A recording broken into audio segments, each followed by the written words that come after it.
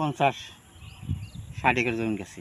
50-60 acre জমি সপ্তাহের ভিতরে মাটি ভেঙে একদম আমি সহ পুরো যেতে ধরছিলাম নদীতে।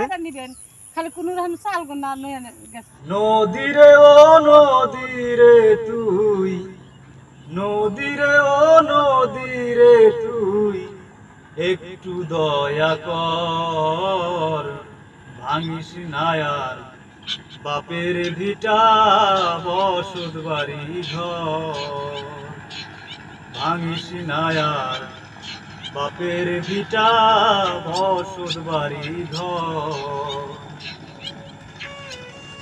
প্রিয় দর্শক, আসলে গানটি হৃদয় বিদারক একটি গান, মনির খানের একটি গান।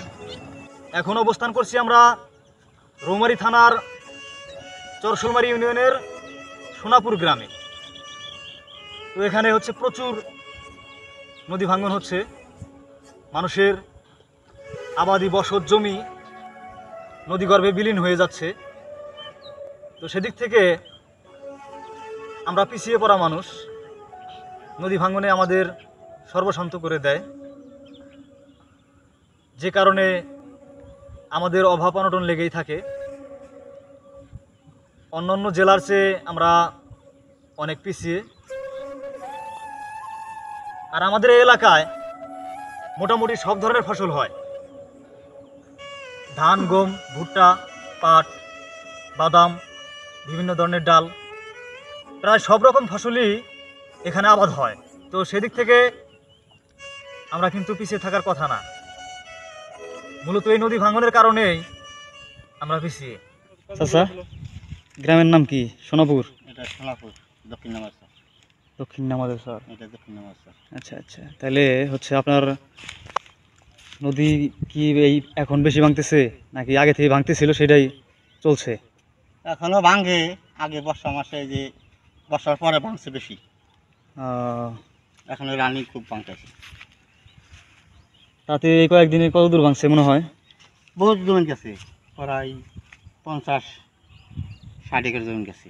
50-60 একর জমি সপ্তাহের ভিতরে? এক সপ্তাহে 50-60 একর জমি। নদী ভাঙে কত দূর থেকে? বেশি কত দূর? ওই যে বস্তা বসাইছে, বস্তার বাড়ি থেকে এখন শুরু হয়েছে। ওইখান থেকে বেশি ঘুঘুমারি। ঠিক আছে, আপনার বাড়ি গোপাল? হয় স্যার। ওই চারে অনেক দূর। আপনাদের বাড়িতে? আবার সবার ঘর স্যার। স্যার, তাহলে এগুলো বাড়ি ঘর ছিল না আগে? হ্যাঁ, বাড়ি গেছিল। ওই বাড়িগুলো কই নিয়ে গেছেন? এই জায়গাটা গেছে, ওই চলে গেছে। ওইদিকে ক্ষতি আরো বেশি হয়েছে। ওইদিক বেশি হয়েছে। ওইদিকে হচ্ছে ক্ষতি, এই সাইডে এদিকে ক্ষতি। ওগুলো তো মনে করেন যে আগে বর্ষার পরে কিছুদিন গ্রামের থেকে ছিল। গ্রাম চলে গেছে একটা। কোন গ্রাম গেছে চাচা? এটা যে দক্ষিণ নামাজ পার, মানে বাজারের দক্ষিণ পাশ থেকে এই পাশে ভাঙছে। ওই যে ফোড়া দেখা না, হ্যাঁ ওই যে নৌকা দেখা যায়, হ্যাঁ, লোক আসছে। নৌকার পশ্চিম পাশে গ্রাম আছিল, ওরা যাচ্ছে। আচ্ছা, তাহলে নৌকা খেলা যে হলো তাহলে সেটা কোন জায়গায়? এইদিকেই? না, উত্তর পাশে গ্রাম। আর উত্তর হয়েছে না? আচ্ছা আচ্ছা। মনে করেন যে গত বছর ওই কাশিয়া দেওয়া নদী আছিল, ওই কাশিয়া দেওয়া নদী আছিল, আর এই 1 বছরের মধ্যে এইটুক গেছে।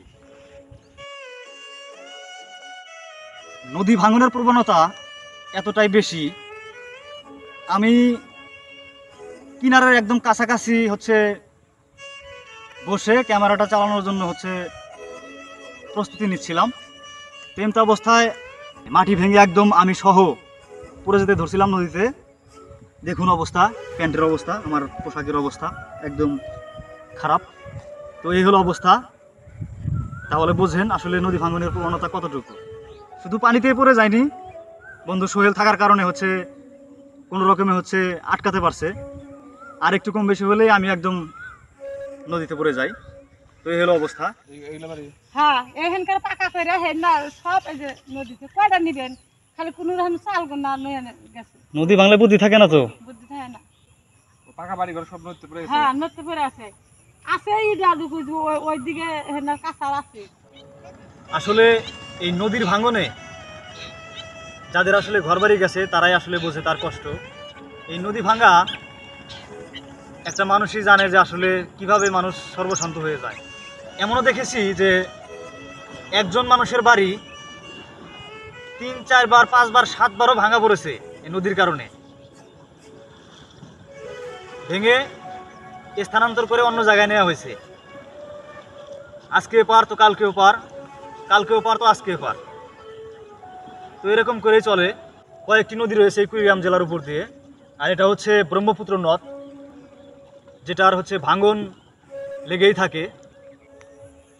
দেখুন একটা সাজানো সংসার কিভাবে নদী গর্ভে শেষ হয়ে গেছে। এখানে হচ্ছে মানুষের ঘর ছিল,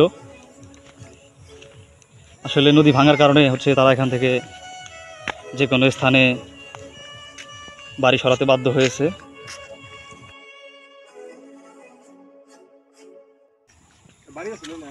হ্যাঁ শোনা ওই গেল বাড়ি বাড়িয়া কয়দিন আগে বাড়ি ভাঙছে? এই যে 3 দিন 4 দিন আগে 4 দিন মন 4 দিন হয়েছে। কোন দিকে ওই দিকে চলে গেছে আমার ওইদিকে? এখন তো মনে হয় যে এদিকে গেছে। আরো আশেপাশে বাড়ি ছিল না, একটাই ছিল না? ওই আর ওই পিছনে আমার বাড়ি ছিল। ওই যে বিটা গেছে ওই যে খালি কানি আছে। ওই সামনেটা। হ্যাঁ আবার ওই যে বাস বুস করে আছে ওনার দিয়া সোনা বাড়ি ঘর আছে একবার শেষ। সব শেষ হয়ে গেছে।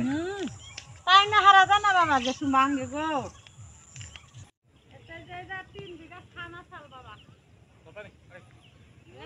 এটা 3 বিঘা খানা চাল। এই যে আগের দিন ভুট্টা ছিলাম এই যে বাদের দিন সব গেল। কয় বিঘা ছিল এটা? 3 বিঘা খামাই যে আছে। তারপরও যে ভুট্টাগুলা তুলতে পারছিলেন এটা কপাল, যে ভুট্টার যে দাম। বাবা রাত 12টা সু হুনা গেল যে বাং খাইছে না হারা আয়া তাড়াতাড়ি করে খালি পোলাহান্ডে নয় আয়া সুন্দর করে খালি কোবাইয়া খালি আমি ঢেলে ঢেলে দিছি। এই জন্য 5 সাল 5 দিন সাল কয় কাটা আছে না? 5-7 কাটা মনে হয় না?